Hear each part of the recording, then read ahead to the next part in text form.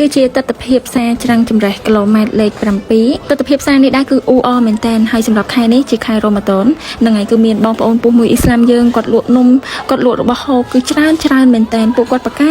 ក្នុងការធ្វើណាអត់ពិបាកក្នុងការដើររមុខម្ហូបអីទេបងអូនគឺថាចង់ញ៉ាំអីគឺមានគ្រប់មុខតែម្ដងមិនថាផ្លែឈើមិនថានំនែកមិនថាចេកដំឡូងហ្នឹងហើយគឺបងប្អូនយើងលក់គ្រប់សពតែម្ដងមានគុយទាវមានបាញ់ស្រុងបាញ់ឆាវហ្នឹងហើយគឺមានច្រើនផ្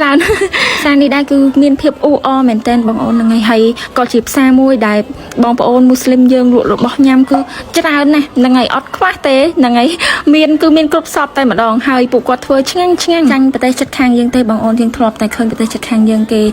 ក្នុងខែរ៉ូម៉ាដុនគេលក់របស់ហូបចុកច្រើនណាឥឡូវផ្សារច្រាំងចម្រេះគីឡូម៉ែត្រលេខ7គឺថាអត់ខ្វះរបស់ញ៉ាំទេបងអូនចង់ញ៉ាំបបរក៏មានបាយមាន់ក៏មានចង់ញ៉ាំផ្លែឈើគេគៀបស្រស់ណាបងអូនគឺថាទឹកផ្លែឈើចង់ញ៉ាំកំងទឹកប៉មទឹកអលឹកទឹកលពៅទឹកការ៉ុតយើងកំងភ្លាមគឺគេគៀបស្រស់ឲ្យយើងភ្លាមតែម្ដងបងប្អូនយើងនៅក្នុងផ្សារណាគឺគាត់រស់រាយមែនតើហ្នឹងហើយបងអូនពេលដែលយើងទៅទិញគាត់ញញឹមគាត់សប្បាយហ្នឹងហើយមិនថាបងប្អូនអ៊ីស្លាមមិនថាបងប្អូនខ្មែរគាត់ក៏ចូលរួមនៅក្នុងខែរ៉ូម៉ាដុនយើងដែរគាត់មានលក់ទឹកផ្លែឈើហ្នឹងហើយគាត់មានលក់នំលក់អីចឹងទៅហើយបងប្អូនពុះមួយអ៊ីស្លាមយើងគឺគាត់ប្រកែក្នុងការធ្វើលក់មែនតើបងអូនមិនថាមីឆាលបឆាបាយឆាបាញ់ស្រុងឬក៏មានបង្អែមគ្រប់មុខនំបែបមិនក៏មានដែរចឹងបងប្អូនពុះមួយអ៊ីស្លាមយើងដែលនៅក្នុងភូមិច្រាំងចម្រេះនេះគឺថាពួកគាត់សប្បាយរីករាយហ្នឹងហើយពួកគាត់ពេញចិត្តនឹងក្នុងការរស់នៅក្នុងភូមិនេះណាហ្នឹងហើយគឺអត់ចង់ទៅណាឆ្ងាយពីភូមិនេះទេដោយសារភូមិនេះគឺស្រួលរករបស់ញ៉ាំណាជាពិសេសក្នុងខែរ៉ូម៉ាដុនបើថាហត់អស់កម្លាំងចឹងបងអូនទៅខ្លាំងបាច់ចាំធ្វើទេគឺមកផ្សារមានគ្រប់សព